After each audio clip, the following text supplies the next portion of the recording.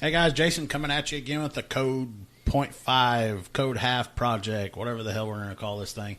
If you listen to the first episode, I'll tell you all about it and why we named it this and that kind of stuff. Anyway, we're going to skip all that. Is it called Code Point Five because we use half a brain cell to think of it, or? Yeah, that could have been it. But shut up, you're going to make it look dumb now. But anyway, this is going to be episode 2. You guys, if you haven't, go back and listen to episode 1. It was semi-funny, and we're all idiots. But anyway, one thing I want to reiterate to you guys that are all listening, the stuff we're talking about, yeah, it's funny, and, it's some of the goofy stuff that happens to us. But we also have other calls that we take extremely seriously. We're very professional when we get there. This is just the lighter side of it. I mean, there are times where when, we get home, we have to talk and vent and all that kind of stuff. And, we might get home and, our wives are going to be mean to us and they give us all these projects to do. And instead of letting us, whatever we need to vent. Yeah, to like disassociate our brain with the job or whatever. But, anyway, it's just a way for us to get our stories out. What were you saying? I got one for that. If you want to like a serious one, I guess. Go for it. Is like with the first time ever. You remember the first time you ever drew your gun out on someone? Yeah. Right. That was one. It'll probably always stick to me. Of course, never had. Luckily, and thank God, never had to do anything with that. I had a shots fired called that I went to. At the, can't really say the location. It's the trailer park right there on the highway, so you go to a trailer 177. And go there. First time I ever had to draw my gun. And when you the time that you actually ever have your weapon drawn an actual silhouette of a person is a very, very different situation. But, that's the lighter side of the story. Everything turned out good. Those people were okay. It was a miscommunication from neighbors, actually, that had happened from it. So, and it wasn't anybody's fault on our side or the neighbor's side. A transformer had actually blown, and they had thought that someone had been shot from the neighbor. So, it just... bad situation that could have gone worse, but luckily it did not. Yeah. But, yeah. What do you have any kind of insight on a short, serious situation? Short, serious? No, I mean, yeah, you talking about drawing a gun. I've had to do it a few times, and I've, you freaking hate it because you pull it out to protect yourself, and then the first thing that goes through your mind is what you might have to do with it and don't want to. But anyway, let's talk about our other things that we get involved with and the stupid crap. You want to go first this time? I went first last time. Yeah, I have another military one we can go off of. That's fine. Do you want to do your military or your? I mean, it's fireman stuff or gosh, whatever. Whatever. I mean, I got plenty of them. So. Hey, what's that like anyway? Which one? Being a fireman. Because, they have... Which part? I mean... Well, I'm saying they have law enforcement, they have first responders, and they have second responders, like the firemen, the paramedics, and, I mean, even in this case, the guard. It's not my fault that y'all are the canaries, and y'all run into the situation, and if it's a hazmat situation, you automatically die, so that's why we call y'all the canaries. Yeah, okay, I get you. Well, heck, I've even had calls where I'll show up and get there first, and then I'll let dispatch know. I'll be like, hey... it's safe for the others. You can let the highway patrolman come in now. It's safe. The highway patrolman. All right. But no. The one I have is basic training. And anybody who has been through basic... Well, I guess in probably the last decade, at least... has or knows what the forge is.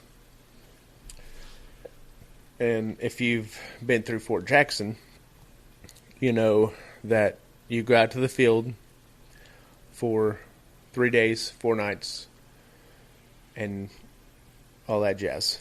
And you're basically doing all operations at night. Oh, you're going on a camping trip. Pretty much, but... Yeah, I take my kids and do that. Yeah, well, I went in... And you would not think South Carolina would get that cold, but mine was in January, and it was really cold. My Camelback froze underneath. So there goes your water. Underneath me, or underneath my head, because I used it as a pillow. It froze while you were sleeping on it? Yes. Yeah. So, yeah, that's cold. It was damn cold. Yeah, it was really cold. And, I mean, just pooping outside is uncomfortable all in itself. Yeah. But the whole thing is... the whole thing is uncomfortable all in itself. But do you realize that people will sneak stuff in with them? Not in with them, but have stuff sent with them, or to them, to basic training? What do you mean, like they'll mail Contraband. them something or whatever? Like contraband. So, contraband. What can you not have in basic training? You want to have cigarettes? You can have cigarettes. You can have snuff. You can have any kind of vape or anything like that. Okay. So we had a guy. Again, not going to say names because don't want to get the man in trouble. He had his brother send him a stick of deodorant, and his brother pushed up half of the deodorant, cut it off, Okay. took the part of the deodorant off, then sunk it all the way back down, stuffed bags, or he had 2 bags that was full of snuff inside the container, and then put the deodorant on top, and then put the cap like it was brand new back on top of it. Gotcha. Okay. The man sold. His brother sent him 2 of those. The man sold one of those for $100 For just tobacco? for a can of Grizzly Natural Fine Cut. So pretty much the nastiest snuff on earth he sold for $100. I mean, it's a little better than Longhorn, but not too far off. But so yes. you guys are like freaking prisoners, and you can't have stuff, and you're basically breaking the law. Oh God, yeah. We couldn't have no food inside of our barracks, and hell, I did it. I snuck my MRE First Strike bar into the barracks, and I would sell them for $15. Something I got for free, sold for $15. And But- people would actually give you money for this crap? Yeah, they'd Venmo it to me, or they had cash on them. So like you guys are like starving or whatever? I mean, is that all you ate were MREs? No. We had several. I mean, the first 2 weeks we were there, we had MREs and Mermites, which, you know, the like travel carts that had canisters of food from the cafeteria. Oh, okay. I They're gotcha. called Mermites. We had those. We had that for 2 weeks because of COVID. And then the first time we ever got to go to the actual cafeteria, it was like Thanksgiving times 10. Oh, so instead of eating crap out of a bag, you're actually eating a home-cooked meal almost? Well, the salad bar. Oh, really? The salad bar, I would take the salad bar at Fort Jackson, South Carolina, over any salad bar in the entire United States of America. Talking about not just plain, you got your normal lettuce, all that stuff, but you got every kind of bean you could think of on there. You got coleslaw, any kind of cheese. I mean, it was fantastic. So, even though your drill instructors have been through basic 2, did they not check this stuff? They didn't, but I think it's partially because they know the misery you're going through, Oh, okay. and they are going to allow you to have that. Now, of course, I went through basic during Thanksgiving, and the Thanksgiving meal at the cafeteria was very good. Yeah. And of course, they're trying to trick you. Because I had a drill sergeant, which is the one I talked about last episode, my favorite drill sergeant. Okay, during Thanksgiving, the drill sergeants dress up in Class A uniforms, is what the police side would say, Yeah. and would serve their trainees, because you're not a soldier, okay, you're a trainee, Yeah. and they would hand out your food to you, okay? It's not a mark on them, to say you're doing this or whatever, but whenever you're going through that damn salad bar line, there's packets of M&Ms every 2 feet. And then whenever I didn't pick up one of those because I didn't see them because I was too focused on that glorious salad bar. I went, and I was like, oh shit, they got cake? There's cake over there. Yeah. I got me a piece of cheesecake. My favorite drill sergeant looked at me and he goes, I went and sat down. Okay, he wasn't serving that. Okay, I went and sat down.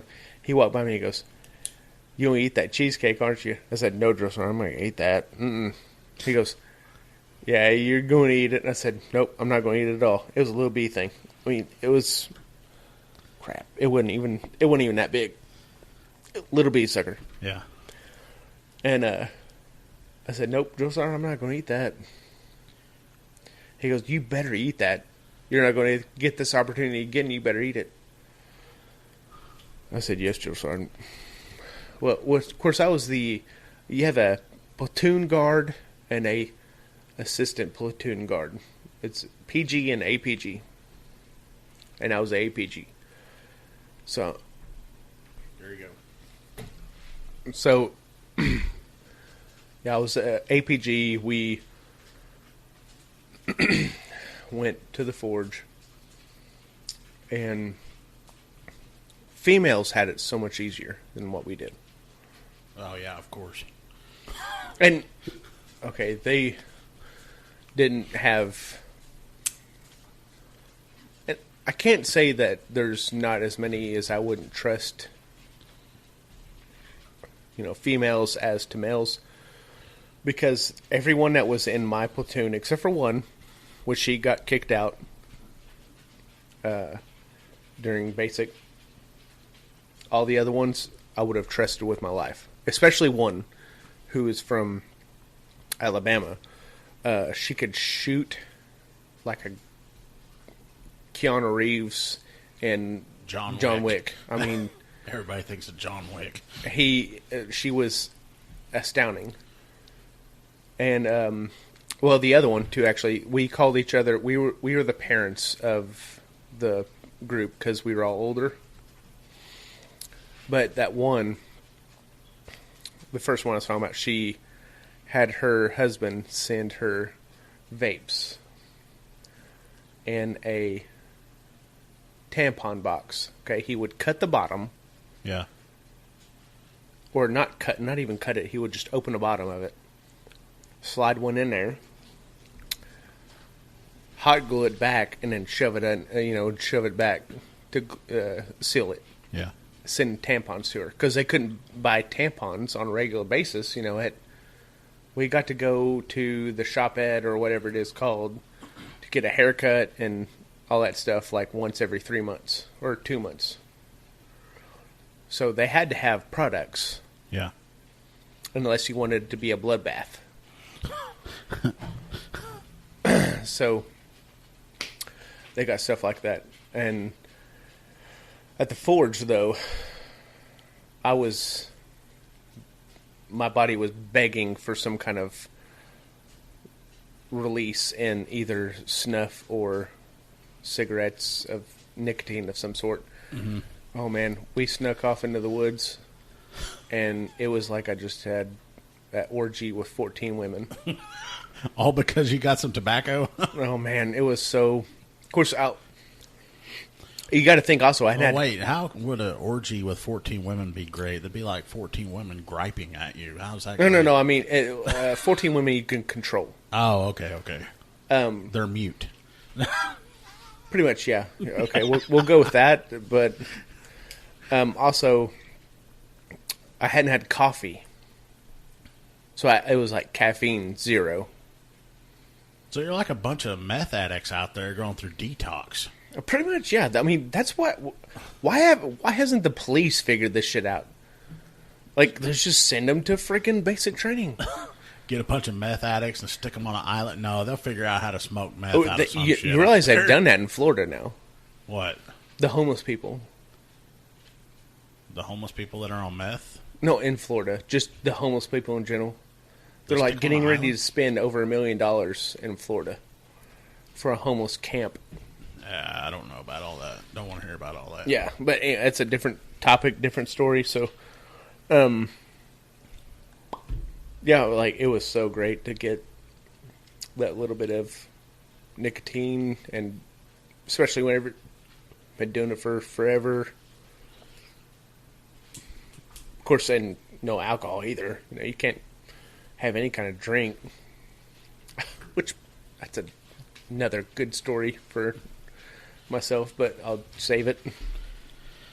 Well, I'm trying to think of something to follow up. I guess I can follow up with something about dog. I've got you're talking about people being out places they shouldn't be, or out wherever y'all were at, but I got Woods. It's called the Woods. Yeah. I got a call one time. A guy was complaining because his neighbor's dogs were running onto his property. Shoot him. And that's all they were doing. They were just running across a section of his property to go somewhere else. That's all they were doing. They'd run right through. It was a real small area, and I go out there and I'm talking to the guy and I'm like, so what's going on? He's like, well, those dogs are running across my property. And I was like, okay, I mean, are they attacking livestock or something? Or are they coming at you? And he's like, no, my neighbor's dogs are just running across the corner of my property, and I'm tired of it because it's tearing up my grass. Build a better fence. And so I'm like, okay, so we go over there and I mention, I say the word, it's tearing up his grass. So I say grass. It was friggin' weeds. This was not a pristine-looking yard or anything like that. And so is it? So, you said land or yard? Well, I mean, it's a yard. I mean, this guy owned 4 or 5 acres, and he's out in the country. He's out in the middle of nowhere. Okay, that's land. So he calls me. I go out there and I'm talking to him. He shows me where these dogs have been crossing. And I'm asking him, I was like, so what do you want me to do about it? And he says, can you go over there and talk to my neighbor and ask him to have his dogs go around? And I'm like, mind control. Okay. So you want me to go to your neighbor's house and you want me to ask him if he will ask his dogs to go around your property? And he's like, yeah, I need them to just go around it. They can cross or whatever, but just go around. They don't need to come onto my property. And I was like, okay. I said, do you have any burn spots on your property or anything? And he's like, no, burn spot. Well, why are you asking about burn spots? And I was like, yeah, I didn't think you would, but you should probably go back and finish building your rocket. Mm-hmm. Yeah. And he just kind of looks at me and he's like, building my rocket. And I was like, rocket scientists go build a rocket. And he's like, huh?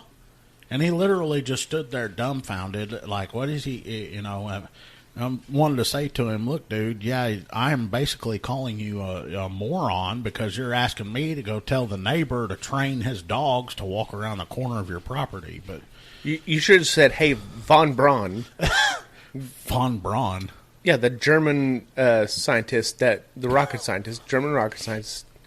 Okay. Hey, Von Braun, go back to your corner and chill out. He didn't understand when I said rocket scientist. You really think he's going to understand when I say whoever's name? Heck, I didn't even know what you're talking about. Von Braun. But, yeah, anyway, I sat there and I asked him about building this rocket. It's okay. He's dead whatever, now. Rest in peace. And I ended up going to my patrol car and just leaving out of there. But that's some of the, more of the amazing things we get called about. If you're done, I have a short story. All right, knock it out of the park. He's one of our very good friends we grew up with. Rode bikes with him whenever we were kids.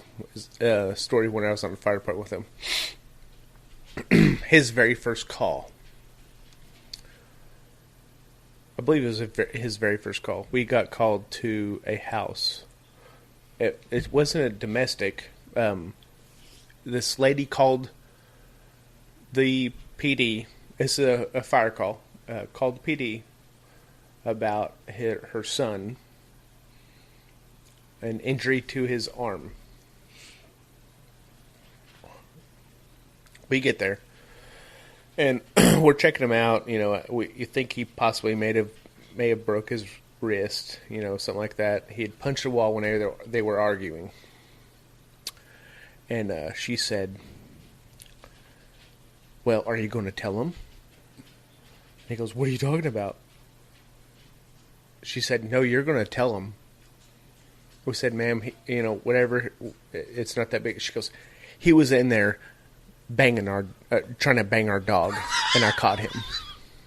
So, what the funniest thing is, which is why I lost it, is she was holding a little Maltese, and I thought that was the dog, and I thought, oh my gosh, I'm going to go to court because this lady just said this. But they had a Rottweiler in the garage he was feeding, and he had attempted to get himself off, I guess. By using the dog? By using the dog. So this woman just... In our great city. And then she just had walked into the garage and saw him. They got in an argument, and he punched the wall because they were arguing and broke his wrist. Well, was he mad because she caught him before he could finish? I mean, that's the only reason why I would be mad, I guess. The best thing about that is she said the lady was holding the little Maltese. Yeah. When she said that to you.